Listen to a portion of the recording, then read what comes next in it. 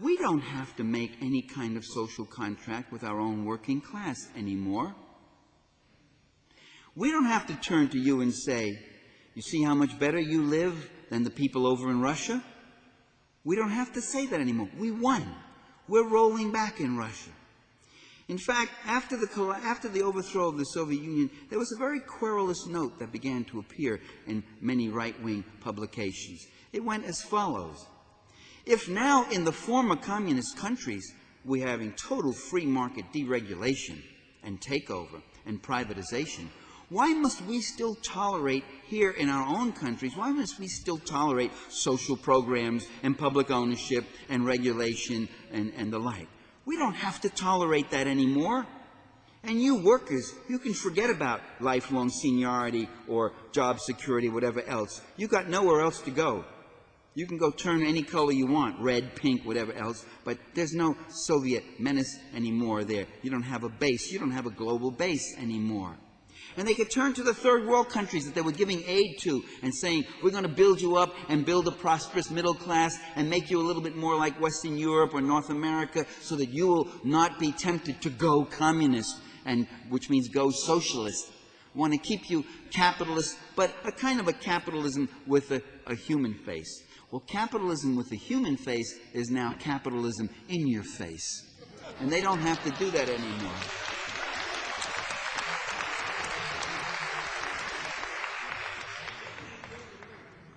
They don't have to tolerate even a right-wing nationalist country that has any kind of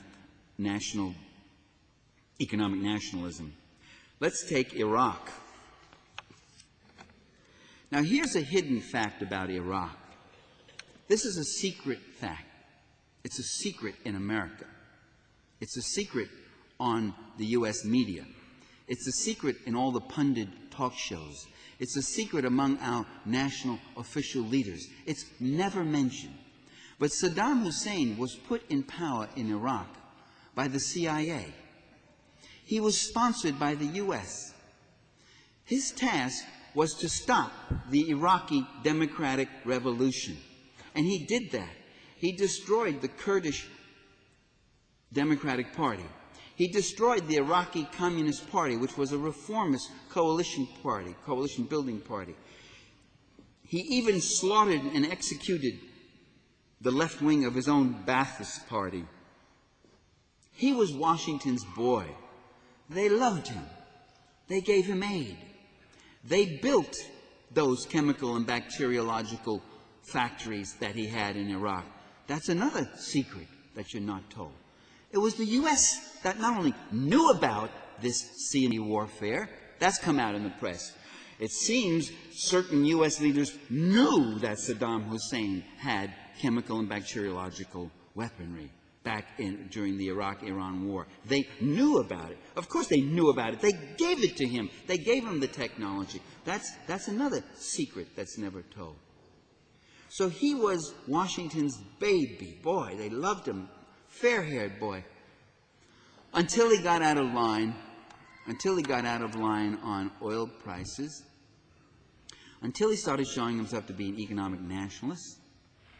He didn't turn Iraq into a comprador client state and say, come on in, boys, it's all yours, take it, any terms you want, pay them any wages you want, don't worry about anything, no public services, none of that stuff, you take what you want on the terms that are totally favorable to you, just make sure you give me something. He didn't do what leaders did in Turkey and other parts of Africa and Latin America and whatever else. Instead, he became an economic nationalist. He started public education programs. He started public health services. Iraq, before 1991, had the highest standard of living in the Middle East. That was destroyed by a president named George Bush, George I. All sorts of reasons have been given by U.S. leaders regarding why we must attack Iraq. Many of those same reasons were given under the reign of George I. When George I decided to attack Iraq, he said, we have to go in because Iraq is threatening to invade Saudi Arabia. That was false. There were no Iraqi troops massing on the Saudi border. Even the U.S. press reported there was no evidence of that. It's got to be pretty blatant when the U.S. press will actually report it, too. Then they said, well, we've got to go into Iraq because they're committing these terrible atrocities against the Kuwaitis. They just took 500 Kuwaiti babies, ripped them out of incubators, and threw them on the hospital floors. Iraqi soldiers laughing and and bayoneting these babies and all that. And some of us sat there and said, 500 incubators in a country with 3 million people. All of Los Angeles County with 14 million people has about 50 incubators in major public hospitals. Wait a minute. Does Iraq specialize in premature babies? What is this? They just happen to have 500 babies. That story too proved to be a total fabrication. Please don't do that. This thing needs it doesn't have it. That story too proved to be a total fabrication. They made all sorts of stories up. There was another reason for going to Iraq. They said this would create jobs for the economy. I'm not kidding you. Secretary of State at that time under George I, James Baker, said this war will create jobs. We wanted to get the Americans interested and hyped up about Iraq. And I thought to myself, well, now George I has been in office for 3 years. He has never evinced any interest in creating jobs for Americans before. Isn't this unusual? And I thought, creating jobs, well, child pornography creates jobs. Auto accidents create jobs. Auto accidents are good for the economy. I'm not being funny. I'm not being ironic. I'm being absolutely serious. Auto accidents are a multi-billion-dollar industry. The towers, the wreckers, the mechanics, the emergency health clinic workers, the plastic surgeons, the lawyers, you can go, the state troopers, you could go on and on, the police, the jobs that are created by auto mechanics. It's good for the economy. The point I'm making is that there are many things that might be good for the economy that are bad for human beings.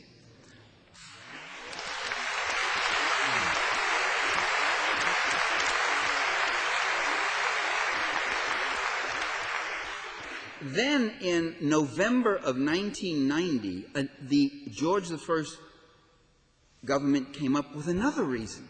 A poll had just been taken.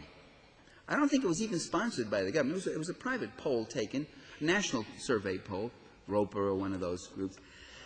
And it said, if Saddam Hussein has nuclear weapons, would you support a military action against him?